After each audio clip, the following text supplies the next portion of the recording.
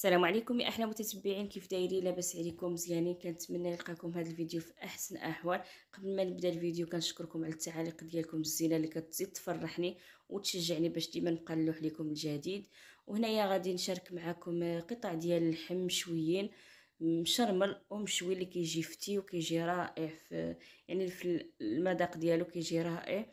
المهم هنايا ما نطولش عليكم، هنايا عندي كميه ديال اللحم مقطعه مربعات. هنا غادي نزيد عليها واحد الحبه ديال البصله كبيره مشلده رقيقه. وفي التوابل غادي ندير معلقه ديال الكمون، ونص معلقه نتاع الفلفله، ونص معلقه نتاع الخرقوم، ونص معلقه نتاع السكينجبير، ونص معلقه نتاع التحميره. وهنايا غادي ندير واحد تقريب كاس ديال زيت المائده، وغادي ندير الملحه، وغادي ندير واحد 3 د المعالق نتاع الخل. وهنايا غادي نخلطهم مزيان حتى ديك التوابل ينسجموا مع اللحم. وهنايا وهنايا من بعد ما شرملتهم مزيان، هنايا غادي نغطيها بواحد بلاستيك، وغادي نديرو في الثلاجه على واحد 2 سوايع اولا 3. المهم اللي كان عنده الوقت يقد حتى يخليه تيبات، فهو كيجي رائع هكذا البنات. كيجي فتي اللحم وكيجي فيه واحد المذاق رائع. وهنايا البنات من بعد ما شي 2 سوايع ولا، هنايا رجعت تشوفوا كيفاش دوك التوابل دخلوا مع دوك القطع ديال اللحم. وهنايا عندي اللحم ما مشرملش، يعني كيف كنقولوا حنايا كوطليط. هنا البنات بالنسبه اللي كيبغي المعدنوس فيقدر يدير فيه المعدنوس. انايا حنايا ما كيبغيوش المعدنوس في الدار، عارفين عندي الدراري الصغار ما كيبغيوش المعدنوس.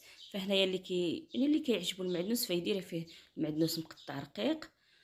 وهنا كيف كتشوفوا البنات هنايا راه دخل مع التوابل، وهنايا خلاص راه اللحم يعني نتاع الضلوع وكلشي. وهنايا كيف كتشوفوا البنات عمرته في السفافد على هذه الطريقه، وغادي نديرو من فوق الفحم يتشوى. وانا نولي معكم ان شاء الله في ملي غيطيب.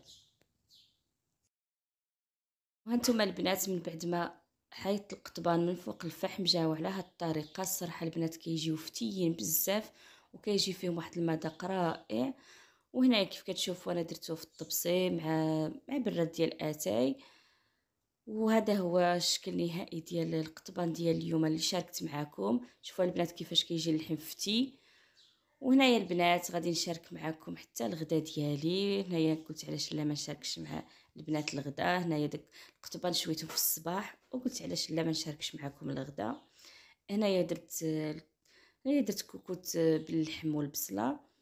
المهم اللي بغات الطريقه راه ديجا كنت حطيتها في القناه، واللي بغات نعاودها معها الدنيا هانيه انا نعاودها معكم ان شاء الله.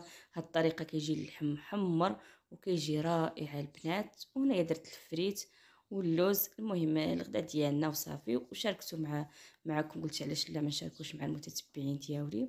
المهم خليكم معايا حتى الشكل النهائي. وهذا هو اللحم اللي شاركت معكم البنات، اللي يعني الغدا ديالي شاركته معكم.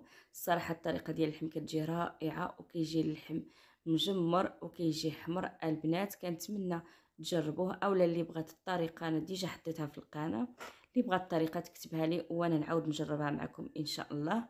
وهنايا الطريقه ديال اللحم مشوي القطبان. هنا الصراحه البنات كيجيو فتيين، جربوهم وما غاديش تندموا. وشكرا لكم بزاف، وكنتمنى تشجعوني وباش تزيد تكبر القناه ديالي. وشكرا لكم بزاف، وسمحوا لي الا غبرت عليكم بزاف. والسلام عليكم الى فيديو قادم ان شاء الله.